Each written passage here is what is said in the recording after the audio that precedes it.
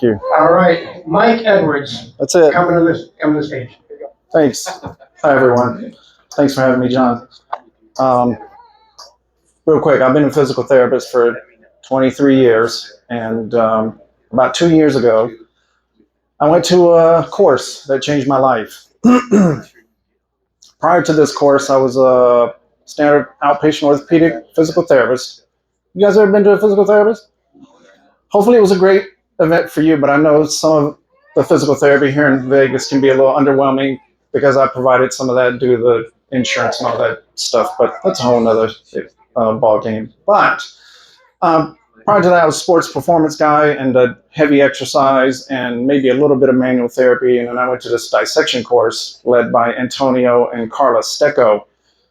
And it's like I entered the matrix. When you do see what I saw in that course, you just can't unsee it. And I felt so compelled to continue to learn this that I signed up for an international program school. It's actually a second edition called the International Fascia Manipulation School. And that requires me to fly to Padua 3 times a year for the next 3 years. Throw your hands in the air. It's been a long time since I've been on a microphone. So I'm going to Padua 3 times a year for the next 3 years to learn this method because I believe in it so much. And in 20 years of being a PT, I would say maybe I've seen about 5 miracles. And I can tell you I've exceeded that and more in just the last year where I've switched this paradigm to look through the lens of the fascia versus the lens of the bones as primary. Well, let me shut up about that. That's getting too deep. So anyway, everybody know what fascia is? Yes, no, maybe so. So there are 3 layers.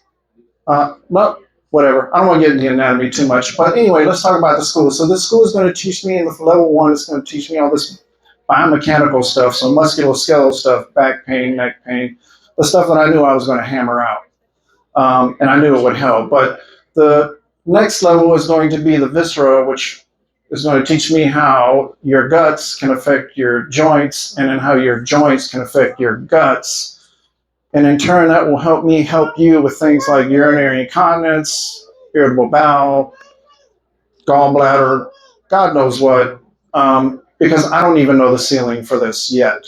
And then lastly, we're going to learn about the superficial fascia, which is a very top layer of fascia, which is very mysterious. There's about a 33% autonomic innervation. So that I think that means it's kind of where we store our emotional baggage.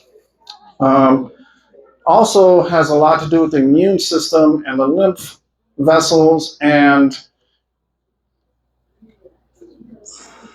if you think about like hitting a golf ball, you know you got to hit it square, and if you don't, the trajectory can change like very much. Same thing with the fascia. If something is densified way up top, it could change what's happening dramatically down low. Does that make sense? I didn't know that. I didn't know that at all. And it turns out a lot of people's back pain is probably not what you're being told, like degenerative disc disease and whatever the hell else. It might be the shearing or the friction between the soft tissue. I'm going to tell you a story about Allison and I'll be done, okay? Because this is a great story. Allison and I have been working together for 3 years. She has MS. She's super highly motivated. We do the standard PT stuff, strength and conditioning. She liked to box, so we hold mitts. I used to kickbox and jiu-jitsu, stuff like that. So she did great. I'm trying. So one day she's like, Mike, my back hurts, my ribs hurt. And I'm like, why? I fell. I was like, oh, okay, let's get to it. And she and I had not really done any FM. This is the first time.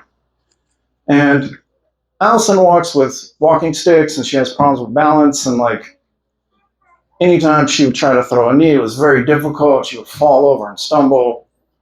But she would try hard. So this day I was like, okay, let's work on your back and your ribs. Let's see if I can make you better.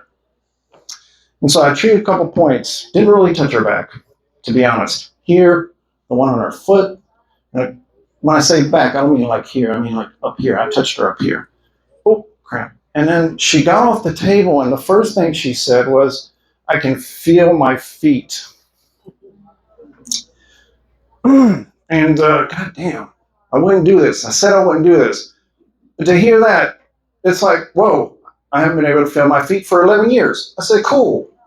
That's cool. And she used to stand kind of like this, and she still does a little bit, but afterwards she was very stacked. Her posture was very different.